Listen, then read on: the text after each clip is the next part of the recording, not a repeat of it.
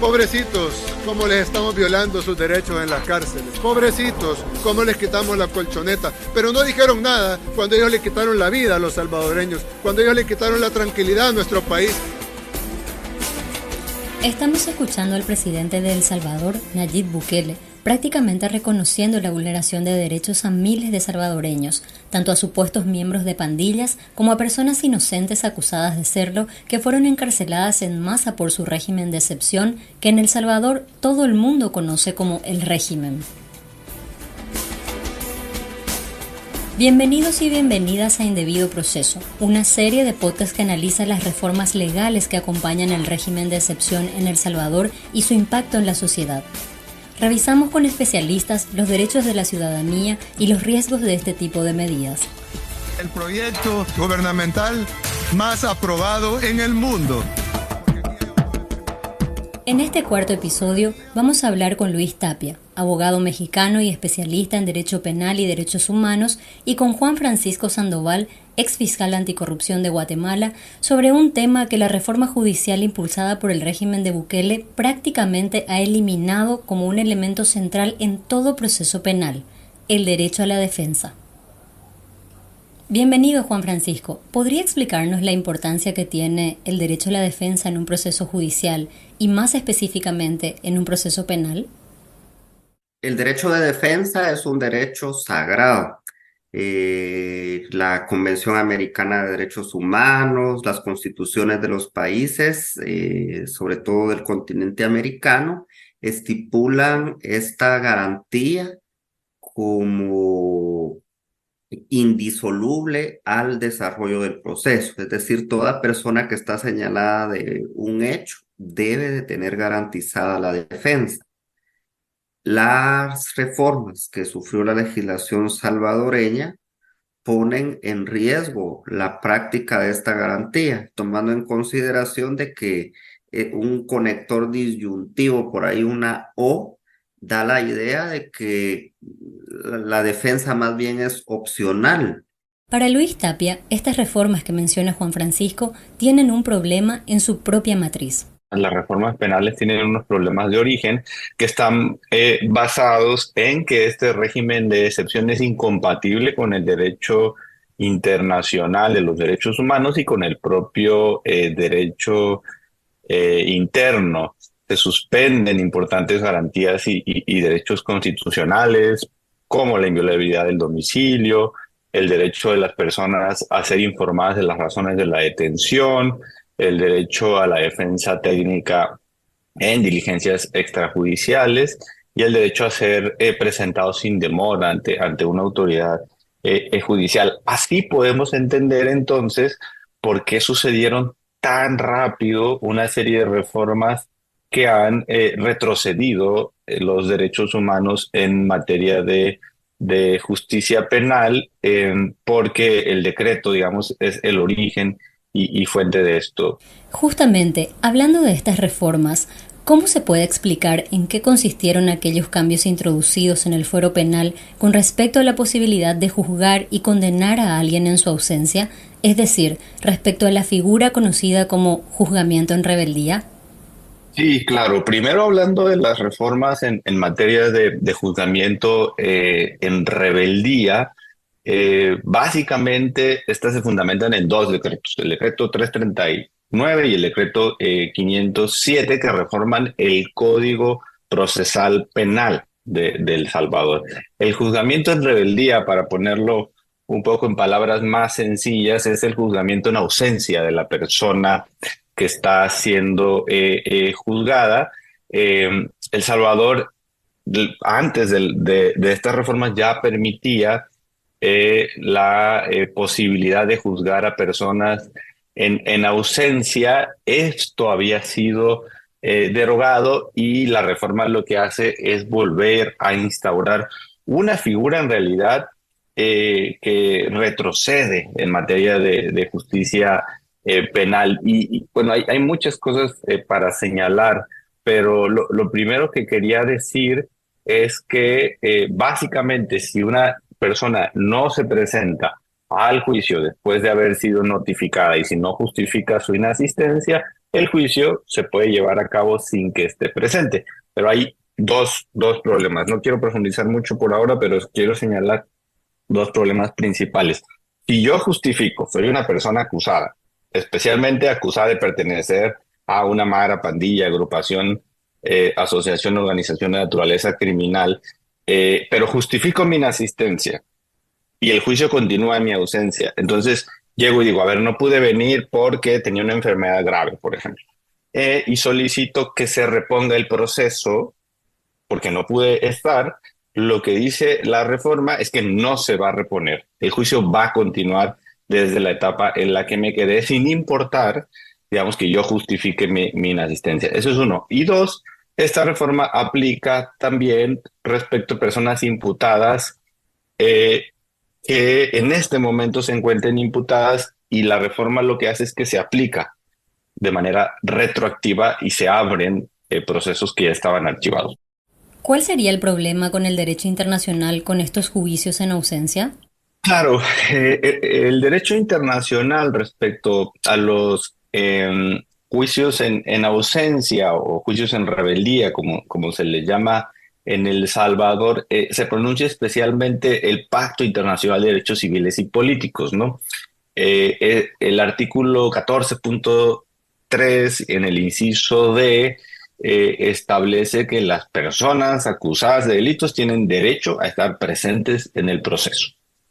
Eso es lo primero que hay que tener en cuenta. Ahora, hay excepciones. Ciertamente también la interpretación del Comité de Derechos Humanos, que es el órgano autorizado para interpretar el Pacto Internacional de Derechos Civiles y Políticos, en la observación general número 32, permite excepciones.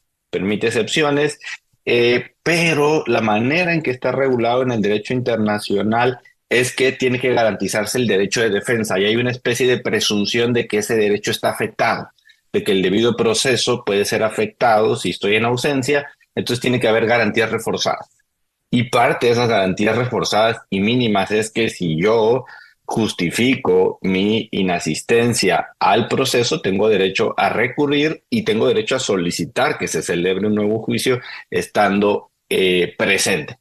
Eso es una regla que evidentemente en El Salvador no se está aplicando a partir de este decreto de reforma, y esto vulnera la presunción de inocencia, vulnera el derecho a un debido proceso e incluso vulnera el derecho a la legalidad y seguridad jurídica, porque se están reabriendo procesos que ya habían sido archivados justamente por la ausencia de la persona, y se están llevando juicios en ausencia.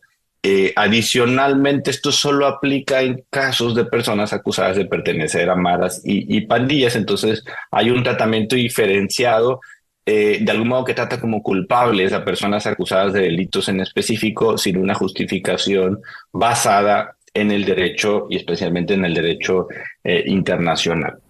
Los juzgamientos masivos que implican cientos de personas es una de las reformas más cuestionadas.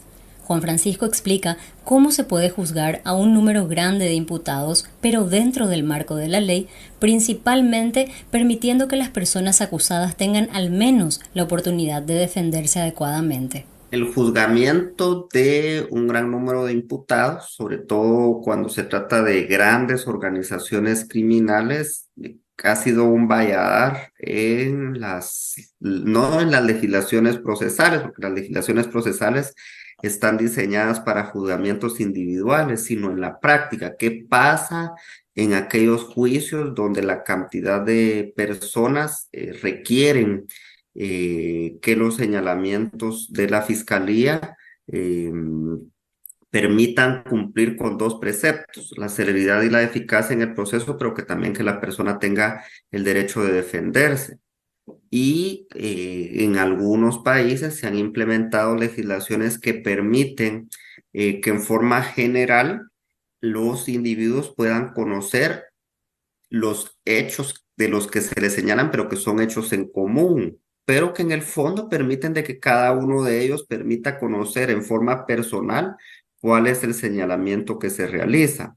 En ese sentido, en El Salvador creo que han ido más allá.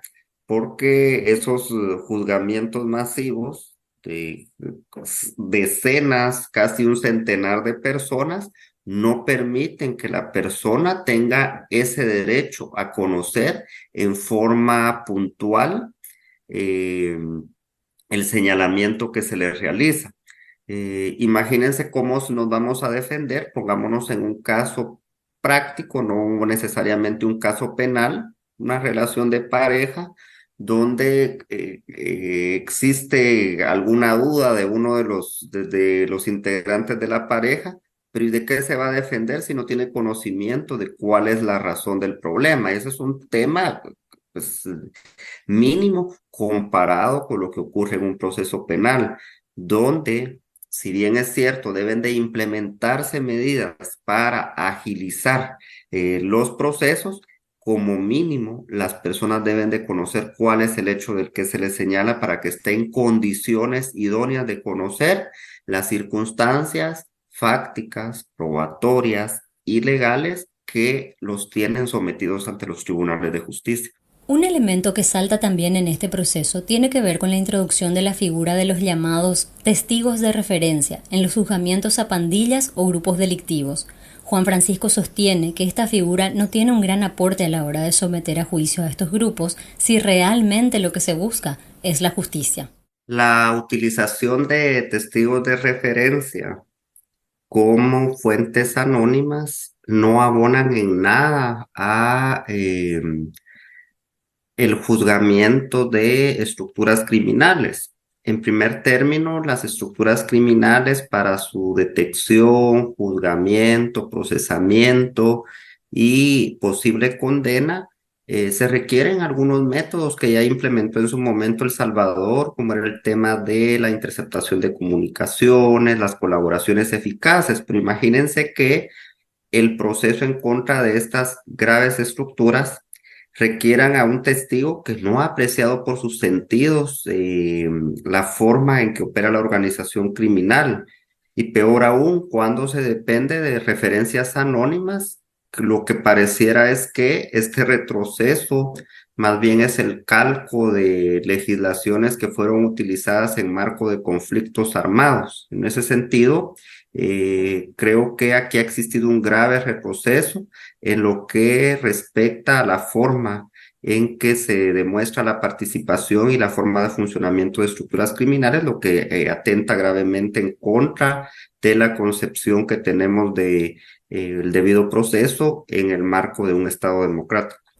Ante este panorama, ¿cuál es el futuro inmediato o a mediano plazo de lo que se viene en El Salvador? ¿Cuáles son los impactos para la población salvadoreña con estas reformas? Este tipo de reformas lo que hacen entonces es habilitar que las personas permanezcan en prisión sin haber sido condenadas, sin tener derecho a defensa adecuada. Y estos impactos son profundos porque tienen un potencial de doble victimización. Refiero con la doble victimización es que primero el Estado tiene la obligación de investigar adecuadamente todos los delitos. Evidentemente tiene que investigar los delitos que más lastiman a la sociedad, ¿no? Los homicidios, los secuestros, violaciones, feminicidios, desapariciones, tortura. Tiene esa obligación, pero tiene que usar un debido proceso para identificar los verdaderos responsables. Cuando no se respeta la defensa y el debido proceso y la presunción de inocencia, se pierde confianza de que esas personas sean las verdaderas responsables e incluso se fabrican culpables y se presentan como culpables a personas que no cometieron delitos. A eso me refiero. Bukele ha logrado, con apoyo mediático y con la utilización de recursos estatales, consolidar una narrativa de que la reforma tiene apoyo popular. Pero, ¿es eso así? ¿Podrá mantenerse con el tiempo? ¿Es sostenible? Bueno, es innegable que en cuanto a qué es lo que se puede esperar a mediano y a largo plazo, y esa es la gran dificultad que tenemos en las ciencias sociales, que no son ciencias exactas, pero a raíz del cotejo que podemos hacer con experiencias de otros países, lo que podríamos esperar es de que una herramienta que ha sido utilizada para elevar la imagen y la popularidad de un gobernante, porque una de las principales preocupaciones de la población salvadoreña ha sido la seguridad y que de alguna manera con la implementación de estas medidas el actual régimen ha cumplido con esa población salvadoreña. Estas mismas medidas pueden ser utilizadas para seguir aplacando los derechos y la voluntad de la población salvadoreña. Primero, es importante decir cuál es la información que se genera, ¿no? ¿Quién es la fuente de información? El gobierno de El Salvador ha sido opaco, ¿no? Ha sido opaco y los datos que tenemos han sido generados por el trabajo valiente de organizaciones de derechos humanos como Cristosal, que han documentado, digamos, en la línea de batalla lo que está sucediendo ahí en El Salvador, acompañando, entrevistando a víctimas, hablando con familiares, yendo a penales. El gobierno dice que solo la información oficial es la información que cuenta, no la de las que genera la organización de la sociedad civil. Y es interesante porque las organizaciones de la sociedad civil le responden y le replican y le dicen, entonces, ¿dónde está la información oficial? Entregue la información oficial si la nuestra no vale. Entonces, primero diría que los datos ofrecidos por el gobierno hay que verlos, hay que revisarlos y a partir de eso ver si esta popularidad es resultado de medidas efectivamente que el gobierno ha implementado o es parte de una construcción de una narrativa. Ahora bien, un segundo punto que es importante decir es que este no es el panorama completo de lo que está sucediendo. Hay que ver los casos en perspectiva histórica. Hay que ver qué está sucediendo y cuáles pueden ser los impactos a largo plazo.